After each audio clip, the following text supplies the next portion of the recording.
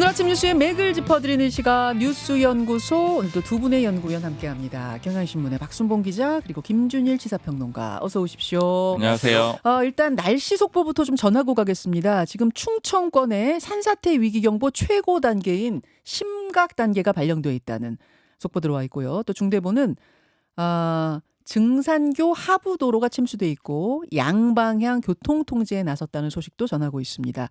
충남 5개 시군에서 79세대 116명이 대피해 있다는 소식도, 지금 충청 지역에 특히 많은 비가 오고 있고요. 서울도 지금 출근하시는 분들 얘기를 들어보니까 앞이 비 때문에 그 시야가 가려서 운전이 어려울 정도다. 여러분 오늘 좀 단단히 주변 단속하셔야겠습니다. 자, 날씨 소식은 들어오는 대로 더 전해드리기로 하고 첫 번째 뉴스 가죠. 강선우 사퇴 주장 민주당 보좌진 협의회도 나섰다. 예, 결국 민주당의 현재 보좌진들까지 나서서 강선우 여가부 장관 후보자의 사퇴를 주장하기 시작했습니다. 네, 민주당 보좌진 협의회를 줄여서 민보협, 그다음에 국민의힘 보좌진 협의회는 국보협 이렇게 부르는데, 어제 민보협 역대 회장단이 강선우 후보자 사퇴해야 된다 이렇게 입장문을 냈습니다. 예. 이게 좀 세분화해서 볼 필요가 있는데, 흐름을 좀 볼 필요가 있는데, 이 강 후보자 인사청문회가 14일 이번 주 월요일에 있었거든요. 네. 그때 국보협만 청문회장 앞에 와서 항의를 했고, 민보협은 그 당일에는 별다른 행동을 하지 않았습니다. 그렇죠. 그리고 그 다음 날에 민보협 명의의 입장문이 나왔는데, 그 입장문 내용을 좀 요약을 해보면은 이제 보좌진의 그런 처우를 개선을 하겠다. 그런데 정치 공세에는 흔들리지 않겠다. 오직 보좌진의 본질적 문제에 집중하겠다. 이런 내용들이 담겨 있어요. 그러니까 핵심을 보자면 강선우 후보자에 대한 언급은 없었습니다. 예, 그러니까 일종의 정치 공세에는 안 흔들리겠다 이런 얘기로 좀 넘어갔다라는 그런 비판들이 보좌진들 사이에서 많이 나왔던 거예요. 그러니까 정치 공세는 흔들리지 않겠다는 얘기는 말하자면 야당의 어떤 정치 공세는 흔들리지 않겠다, 뭐 이렇게 약간 수위 조절을 한 거네요. 맞습니다. 제가 보좌진들 많이 얘기들을 들어봤는데, 강선우 후보자 사퇴해야 된다라고 얘기하는 사람들밖에 없었어요. 그러니까 물론 아닌 사람들도 있겠지만 여론은 거의 보좌진들은 압도적으로 사퇴해야 된다라고 보고 있거든요. 네. 그런데 민보협에서 이런 얘기들이 나오지 않으니까 입장을 제대로 반영하지 못한 것이다, 이런 얘기들이 나왔던 겁니다. 자, 15일에 입장문이 나왔지만 이거 좀 입장문이 어정쩡한 거 아니야? 라는 보좌관들 안에 불만이 터져나오기 시작했고, 그리고 그래서요. 실제로 이런 입장이 공개적으로 또 나왔습니다. 그러니까 민주당 수행보좌진 협의회, 그러니까 주로 이제 수행하는 비서들이 모여 있는 협의회인데, 예. 여기서 입장문이 나왔는데, 그 민보협 공지에 대해서 이건 모욕이다, 실망을 넘어서 분노를 자아낸다, 이렇게 얘기를 했고요. 어허. 피해자 보호, 자정의지, 책임 추궁도 없었다, 정쟁이라는 말로 덮어버렸다, 민보협은 정신 차려야 된다, 보좌진 민심을 더 이상 대변하지 않는다, 이런 얘기를 했습니다. 예. 이런 상황에서 민주당 보좌진 협의회 역대 회장단이 다시 모여가지고 입장문을 이때 내놓은 자, 거예요. 요런 상황에서 역대 회장, 그러니까 전직들이군요. 네. 전직들이 모여서 입장문을 먼저 냈어요. 맞습니다. 여기서 이제 본격적으로 강선 후보자에 대해서 비판적인 얘기들이 나왔는데, 이 강 후보자는 국회의원의 기본적 자세도 결여돼 있다. 그리고 인사청문회 과정에서 거짓 변명에 불과했고 감성팔이와 본질을 벗어난 자기 방어에만 급급했다, 이런 얘기들을 쭉 하면서 예. 국회의원의 갑질 폭로한다라는 거 굉장히 어려운 일인데, 이런 것들을 좀 보듬어주는 그런 메시지가 나와야 된다라고 하고, 장관 후보직에서 자진 사퇴해서 최소한의 책임을 져야 된다, 이런 얘기를 했습니다. 예. 그리고 사실 여의도옆 대나무숲 여기 글들도 굉장히 많은데 다 지금 사퇴해야 된다, 이런 얘기들이 쭉 나와요. 바로 이렇게 상황이 전개되면서 현 민보협, 현 민주당 보좌진 협의회 회장이 목소리를 낸 거군요. 네, 어제 SBS에 직접 이제 나와서 인터뷰를 했는데 영상을 한번 직접 보시죠. 예. 출근을 못한 사람도 있었고, 종일 눈물을 흘릴 수밖에 없었다는 분도 계셨고, 이 청문회를 보면서 무섭다라고 감정을 호소하는 분도 계셨고, 강선우 후보가 정말 당을 생각하는 마음이 있다면 거칠 결정을 본인이 좀 스스로 해주시는 것이 맞지 않을까라는 생각은 합니다. 현 민주당 보좌진 협의회의 고강민 회장인가요? 예, 이 회장이 고건민입니다. 고건민 회장이 직접 목소리를 내면서 청문회를 보면서 눈물 흘리는 사람, 무섭다고 하는 사람, 뭐 이런 반응들이 있었다 하면서 사퇴 이야기까지 꺼냈네요. 맞습니다. 그러니까 사실은 거취 결정이라는 표현을 썼는데 사퇴, 그 후보자직 사퇴를 의미하는 걸로 해석을 할 수가 있습니다. 예. 전반적으로 강 후보자 사퇴해야 된다는 여론 강해지고 있는데, 그러니까 범여권 성향이라고 볼 수 있는 시민단체들도 사퇴해야 된다는 입장 내놨거든요. 참여연대 그리고 한국여성단체협의회, 한국여성의 전화 이런 곳들에서 다 결격 사유가 있다, 사퇴해야 된다 이런 얘기들이 나왔습니다. 근데 그러면 실제로는 어떻게 될 것이냐? 지금 이제 기사들도 보면은 뭐 대통령실 기류가 좀 바뀌었다 이런 얘기들도 좀 나오고는 있는데 그래서 그게 궁금해요. 그러니까 일단은 민주당 당 안의 분위기는 어떤지, 그러니까 의원들 분위기 어떤지 요거랑 대통령실 기류는 어떤지 취재를 해보셨습니까? 꾸준히 민주당 의원들 분위기는 말씀을 드렸는데 의원들마다 좀 엇갈리기도 하고 예. 그럼에도 불구하고 완전히 무조건 버텨야 된다 이런 분위기는 속으로는 아니긴 하거든요. 근데 다만 용산이 어떻게 결정하는지 봐야 된다 이런 기류가 훨씬 강한 거고요. 아하. 그러니까 결국 대통령의 몫이다라는 거죠. 예. 근데 그럼 용산 기류는 실제로 어떻느냐? 그러니까 기사들 기류 바뀌었다 이런 얘기들은 좀 나오곤 있는데 제가 얘기를 들어봤을 때는 일단은 지금 현재 상태에는 기존 입장과 좀 바뀐 게 없는 것 같아요. 그러니까 지켜보자. 일단 지켜보자. 청문회 쭉 가보자 이런 얘기인데 이게 왜 그러냐면은 일단은 인사청문회 지금 슈퍼위크가 진행 중인 상황이잖아요. 네. 근데 만약에 여기서 선제적으로 누구를 낙마시킬 가능성은 없다라는 거예요. 왜냐하면 예를 들어 누구 하나를 낙마시킨다라고 하면은 타깃이 이제 바뀔 거라는 거죠. 이 사람이 이제 정리가 됐으니까 다른 쪽으로 넘어가니까 이제 전략적으로 봤을 때도 당장 먼저 나서서 선제적으로 이렇게 누구를 낙마시킬 이유는 없는 거고요. 혹 낙마를 시키더라도, 그러니까 자진 사퇴를 시키거나 뭐 철회를 하거나 어떤 식으로든 낙마가 있더라도 그건 금요일 청문회까지 다 마친 후가 될 것이다. 맞습니다. 그리고 국회가 어떻게 하는지 다 보고 나서 결정을 할 가능성이 높은 거죠. 누구는 채택하고 안 하고 이런 과정들을 볼 거고요. 아하. 그다음에 이제 실제 그러면은 뭐 이진숙 후보자 같은 경우에는 가능성이 좀 있지 않느냐 이런 얘기들도 좀 있었는데 아직까지는 좀 잘 모르겠어요. 왜냐하면 이제 민주당이나 여권 쪽 분위기는 실제로 청문회를 해봤더니 그 국민의힘에서 그렇게 한 방은 없더라. 추가적인 의혹 제기는 없더라. 좀 더 봐야 된다. 그래서 지금 현재 기류로는 일단은 둘 다 좀 그대로 가는 그런 분위기가 좀 강해 보입니다. 둘 다 그대로 가는 분위기다. 근데 이제 물론 이제 현재 상황이라고 봐야 될 것 예, 같아요. 이진숙 교육부 장관 겸 사회부총리 후보자의 인사청문회 어제 뜨거웠잖아요. 그 하이라이트 영상 저희가 준비했거든요. 잠깐 보고 오죠. 그래서 전문가가 하나씩 다 제외를 해가면서 거기에서 정확하게 돌려야 진정한 유사율이 나오는 게 정상입니다. 그래서 지금 언론에 보고되고 있는 그런 것들은 학계의 상황을 이해하지 못한 상황에서 나온 결론으로 네, 저는 알겠습니다. 말씀드립니다. 단순한 실수입니다. 그럼에도 불구하고 이런 실수가 있었던 점에 대해서 국민께 진심으로 사죄를 드립니다. 죄송합니다. 일어서서 인사하고 있습니다. 예. 이게 뭐에 대한 얘기냐면 표절에 대한 걸 묻는 질문이 있었어요. 앞에. 그랬더니 이것은 단순히 카피킬러 돌려가지고 나오는 거는 믿을 수 없는 거다. 이 부분 그럼에도 불구하고 사과한다 이렇게 얘기한 거죠? 그 민주당 쪽에서 의원들이 계속해서 이진숙 후보자 이렇게 사과를 많이 유도하고 기회를 주고 이렇거든요. 네. 그러니까 그런 상황들도 사실은 이제 정치권에서 해석을 하기로는 이제 좀 가보자라는 의미로 볼 수 있다라는 거죠. 이제 사과하고 여론 좀 다독이자 이런 분위기인 거예요. 자, 일단 여기까지 어제 상황 정리해드렸고요. 김준일 평론가는 어디에 주목하셨습니까? 그러니까 처음에 가장 위험한 사람이 누구냐라고 하면은 첫 번째는 이진숙, 그다음에 강선우. 뭐 그 이유는 예전에 이제 교수들이 낙마한 사례들이 상당히 많고 현역 불패 한 번도 없었거든요. 한 번도 없었어요. 예, 한 번도 없으니까. 네. 근데 기류가 좀 바뀐 것 같아요. 예, 기류가 바뀌었다라는 건 오히려 지금 제일 위험한 사람은 강선우. 그리고 이준숙 후보자는 여전히 이제 문제가 많다라고 하지만은 어제 어떤 청문회에서의 태도나 이게 크게 이제 뭐 이렇게 대통령실이나 이쪽에서는 크게 나쁘지 않다. 좀 더 여론을 지켜보자 뭐 이쪽으로 가는 것 같습니다. 뭐 어떻게 될지 모르겠어요. 예. 그리고 이제 그 용산 대통령실의 기류가 좀 바뀌고 있다 이런 얘기를 했는데 어제 이제 우상호 정무수석이 네. 오마이TV에 나와서 한 얘기가 있거든요. 이제 그 전에 MBC에 인터뷰할 때는 우상호 수석이 예.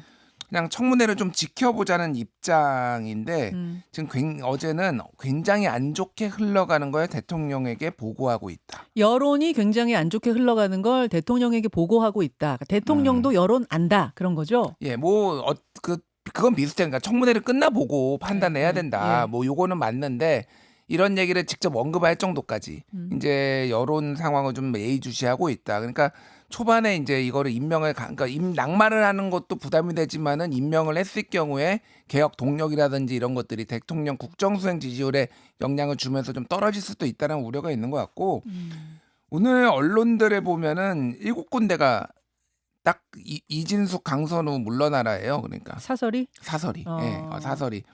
뭐 아예 제목으로 쓴 데도 대부분 상당히 많고요. 예. 그래서 이건 진보, 중도, 보수를 가릴 게 없습니다. 경향신문. 표절 이진숙, 갑질 강선우, 국민주권정부 첫 장관 자격 없다. 중앙일보, 진보 진영도 반대한 강선우, 이진숙 자진 사퇴가 답이다. 이런 거에서 뭐 한국일보, 세계일보, 국민일보, 조선일보 그리고 안 쓴 여기 안 나온 데들도 어제 아니면 그제 사설을 다 썼어요. 그러니까 모든 언론이 다 낙마시켜야 된다 지금. 뭐 언론이 또 추상같이 비판을 하는 것도 있지만은 이 정도면은 좀 낙마가 아닌가 해야 되는 거 아닌가도 민주당 쪽에서도 얘기가 나오는 거고 지지자들도 좀 많이 엇갈리는 것 같아요. 그러니까 민주당 지지자들도 네네. 뭐 지켜야 된다 뭐 이런 뭐 흥결이 없다 이런 사람도 있지만은 야 부담된다 이재명 대통령한테. 그러니까 정권 초기에 아예 좀 자진 사퇴해야 되는 거 아니야 이 정도면은 이런 사람들도 꽤 많아서 이게 일단 주말까지 가봐야 되겠지만은 지금 기류는 어쨌든 좀 심상치 않다. 그 주말까지 아까 이제 박순봉 기자의 취재한 촉에 의하면 금요일까지 낭만 없을 거다라고 하셨는데 최소한 낭만 하더라도. 볼것 같아요. 네. 근데 이제 어떤 게 부담이냐면 강선우 후보자 같은 경우에 지금 하루에 한 개씩 새로운 의혹들이 더해지고 있어요. 어제는 또 뭐가 있었냐면은 이사를 하는데 보좌관들 불러서 이삿짐을 나르게 했다. 또 코로나 때 병원에 가서 뭘 어떻게 해달라고 갑질을 했다. 막 이런 뭐 의혹 보도들이 계속 이어지고 있어서 이걸 계속 감당할 수 있을 것인가? 이것도 부담 아닌가? 이런 생각도 드는데요. 맞습니다. 추가 의혹 제기가 어디까지 나오느냐는 당연히 핵심적인 관건 중에 하나고요. 예. 근데 이제 이 현역 불패가 계속 안 깨지는 게 결국에는 의원들이 내 문제로 받아들일 가능성이 있다라는 거거든요. 그러니까 이 기류를 또 대통령은 또 이것도 생각하지 않을 수가 없는 거예요. 그러니까 민주당 의원들 고려해야 되니까요. 알겠습니다. 예, 요 이야기 관련해서는 지금 인사청문 위원으로 참여하고 있는 천하람 의원 잠시 후에 인터뷰 준비되어 있거든요. 거기서 더 인사청문 야당 쪽 의원들은 또 어떤 생각하는지 한번 들어보겠습니다. 요거는 짧게 예, 말씀드리면 그러시죠? 뭐 정은경 후보자에 대해서도 지금 예. 계속 의혹이 나오고 있어요. 오늘은 조선일보가 쓴 건데 정은경의 이상한 후원금. 그래서 장관 지명 전에 청문회 맡을 여당 의원들에게 후원금을 냈다라는 거예요. 지난 5월 10일에서 29일 민주당 추미애, 이용우, 김윤, 차지호, 조국혁신당 김선민 의원에게 10에서 20만 원씩 뭐 액수가 크질 않습니다. 근데 이분들이 상당수가 다 지금 청문위원들이라는 거예요. 그럼 왜 그랬느냐? 그거 말고도 지금 남편에 관련해서 이해 충돌 문제 이런 것들이 많아서 뭐 낙마 가능성이 높지는 않지만은 지금 내일 열리거든요. 청문회가. 그렇죠. 예. 상당히 여기서 굉장히 뜨거워지겠다 지금. 예, 어떤 해명들이 나오는지 정은경 후보자도 지켜봐야겠습니다. 다음으로 갈까요? 네. 인적쇄신 명단 발표한 윤희숙 혁신위원장. 국민의힘이 어제 발칵 뒤집혔습니다. 윤희숙 혁신위원장이 4명의 실명을 거론하면서 거취를 밝혀라 했습니다. 그 4명은 누구냐 하면 누구죠? 나경원, 윤상현, 장동혁 의원하고 송원석 원내대표 겸 비상대책위원장입니다. 나경원, 윤상현, 장동혁 그리고 송원석 비대위원장. 근데 송원석 비대위원장은 심지어 윤희숙 혁신위원장을 지명한 사람이잖아요. 맞습니다. 임명한 사람이잖아요. 그런데 거취를 밝혀라 했습니다. 그 윤희숙 위원장 얘기를 일단 한번 직접 들어볼까요? 보고 오실까요? 인적쇄신 1차분입니다. 과거와의 단절에 저항하고 당을 탄핵의 바다에 밀어넣고 있는 나경원, 윤상현, 장동혁 의원, 송원석 대표는 스스로 거취를 밝히십시오. 자, 이게 지금 어떤 맥락에서 어떻게 나온 건가요? 일단 4명에 대해서 스스로 거취를 밝히라 이렇게 얘기를 했는데 구체적으로 더 얘기를 하진 않았습니다. 그러니까 예를 들어 뭐 탈당을 해라, 총선에 나오지 말아라, 당직에 사퇴해라 이런 구체적인 얘기는 하지 않고 스스로 거취를 밝혀라 이렇게 얘기를 한 상황이에요. 예. 왜 이런 사람들을 거론을 했느냐? 지금 방금도 살짝 들으셨는데 과거와의 단절에 저항하고 당을 탄핵의 바다에 밀어넣고 있다. 그러니까 윤석열 전 대통령과 계속 연결을 시키고 있다라는 그런 지적이고요. 예. 그리고 광화문 광장 세력을 당 안방으로 끌어들였다 이렇게 얘기를 하고 있는데 크게 두 가지 요약해 볼 수가 있습니다. 그러니까 최초에 그 혁신안을 한번 냈었거든요. 윤희숙 위원장이 그때는 인적쇄신이 담긴 혁신안은 아니었는데 네. 이 혁신안이 나오니까 반발했던 사람들이에요. 이 사람들이 첫 번째. 왜 뭐 계속 사과만 해서 뭐 하냐 이런 얘기를 장동영 의원이 했던 거 기억나네요. 맞습니다. 뭐 예. 정치적 자충수다 뭐 이런 얘기들을 쭉 했었는데 여기에 대한 반발이라고 첫 번째 보실 수 있고 두 번째는 방금 말씀드렸던 소위 말하는 윤어게인을 주장하는 인물들을 뭐 국회에 불러서 토론회를 한다라거나 네. 즉 윤석열 전 대통령을 여전히 언급하는 의원들을 이제 거론을 했다 이렇게 보시면 될 것 같아요. 그러면은 최근에 있었던 그 윤상현 의원 주최 리셋 코리아 운동본부 뭐 발대식인가요? 이른바 윤어게인 모임, 뭐 전한길 강사도 와서 했었던 그 윤상현 의원과 거기에 갔었다는 것 때문에 이제 송원석 비대위원장 이름까지 들어갔다 이렇게 보면 되나요? 네, 그렇게 해석해 볼 수가 있습니다. 예. 그 지금 많이 주목을 하는 게 싼 거는 왜 빠졌느냐 요거거든요. 그러니까 권성동 전 원내대표, 그다음에 권영세 전 비대위원장은 왜 빠졌느냐 이건데 왜냐하면 안철수 전 혁신위원장이 특히 사실은 인적 쇄신을 얘기하면서 두 사람을 얘기했었던 거잖아요. 뭐 이름은 거론 안 했지만 사실상 2명으로 모아졌죠. 맞습니다. 근데 여기에 대해서 질문이 나오니까 아까 들으셨을 때도 1차분이다 이렇게 얘기를 했는데 예. 2차, 3차 명단 발표가 있을 것이다 이렇게 예고를 하기도 했습니다. 어. 물론 지금 정치적으로는 여러 해석들이 있기는 합니다. 왜냐하면 그 소위 쌍권 체제에서 윤희숙 혁신위원장이 여의도 연구원장으로 임명이 됐거든요. 네. 뭐 그런 거 고려한 거 아니냐라는 얘기도 있지만 일단 윤희숙 위원장은 앞으로 더 발표가 있을 것이다 이렇게 예고를 한 상황이에요. 자, 두 가지가 궁금합니다. 우선 첫 번째 궁금증.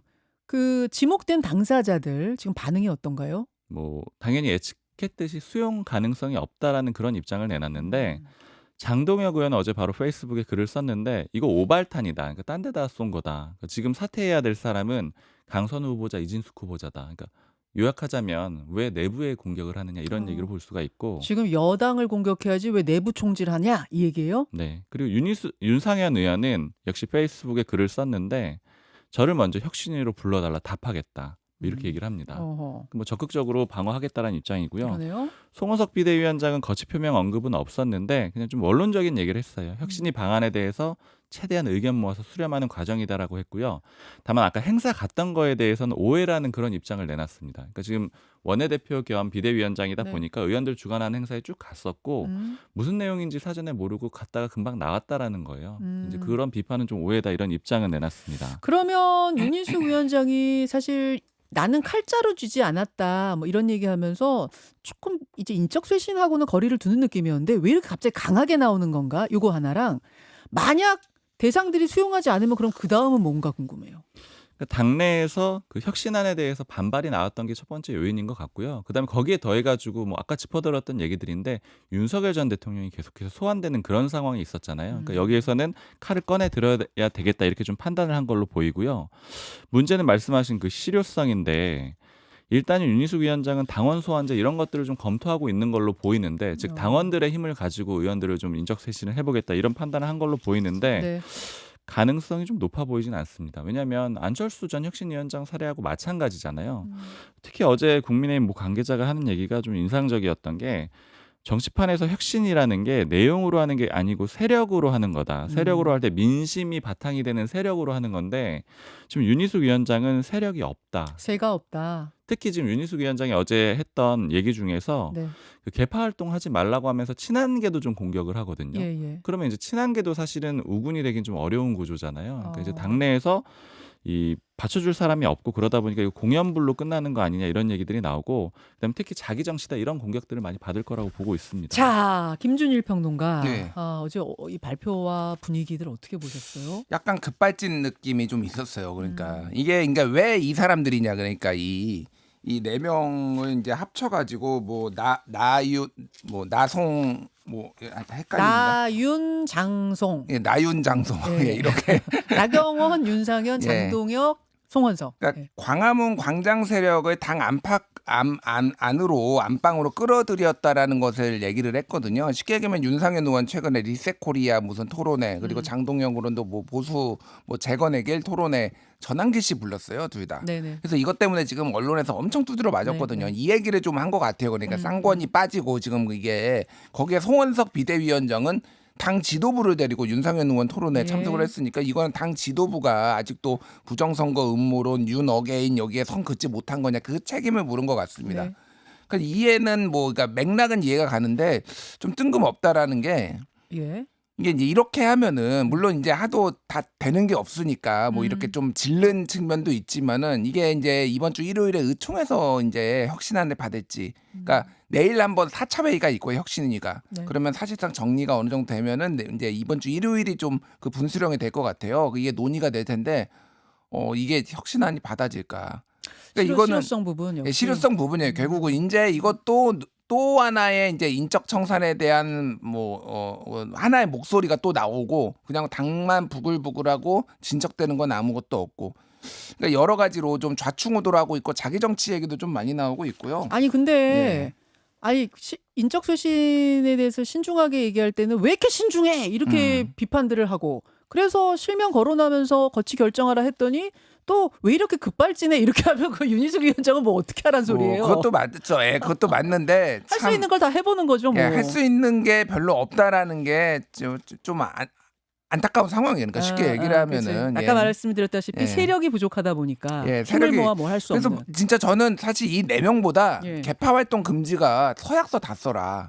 전 의원이 107명의 서약서 다 써가지고 개파 활동 안 하겠다. 친한계도 언더73 이름으로 돌아다니고 있다 그러는데 글쎄요. 이제 개파라는 게 원래 자연스럽게 형성이 되는 거고 너무 이제 부정적인 측면도 강조되고 있지만은 원래 당 내에서도 뭐 생각이 다른 사람들끼리 자연스럽게 모이는 거잖아요. 모든 거 이걸 금지하면 그럼 이게 해결될 것인가? 여러모로 조금 난제죠. 난제예요. 참 난제예요. 예. 예, 난제예요. 그래서 안철수 의원도 그만뒀던 거고 윤희숙 위원장도 참 지금 힘겨워하고 있는 모습이 보이는 상황. 이 이야기 잠시 후에 더 인터뷰로 풀어가고 세 번째 이슈는 브리핑 좀 해주시겠어요? 네. 그 특검이 윤석열 전 대통령을 15일부터 피의자 윤석열이라고 부르기 시작을 했거든요. 예. 그 시점이 언제냐면 본격적으로 소환 조사를 거부하기 시작한 시점부터입니다. 그러니까 그때부터 윤석열 전 대통령이랑 표현이 아니라 피의자 윤석열 이런 표현들을 지금 꾸준히 쓰고 있습니다. 특검은 윤석열 전 대통령 압박을 하고 있는데 그 부정선거론자인 모스탄 그 교수, 그러니까 전 대사죠. 미국 대사인데 네. 접견하겠다라고 했었잖아요. 그러니까 네. 소환 조사는 안 받으면서 접견한다고 했는데 이거 접견 금지 조치를 특검이 내렸고요. 맞습니다. 그러니까 윤석열 전 대통령 측에서는 구속적 부심을 청구를 했습니다. 이건 구속이 맞는지 안 맞는지 법원에 따져달라라는 건데 그 심사는 내일 오전 10시 15분에 지정이 됐습니다. 자, 여기까지 두 분과 함께했습니다. 고맙습니다. 감사합니다. 김현정의 뉴스쇼는 시청자 여러분의 참여를 기다립니다. 구독과 좋아요, 댓글 잊지 않으셨죠? 알림 설정을 해두시면 평일 아침 7시 10분 실시간 라이브도 참여하실 수 있습니다.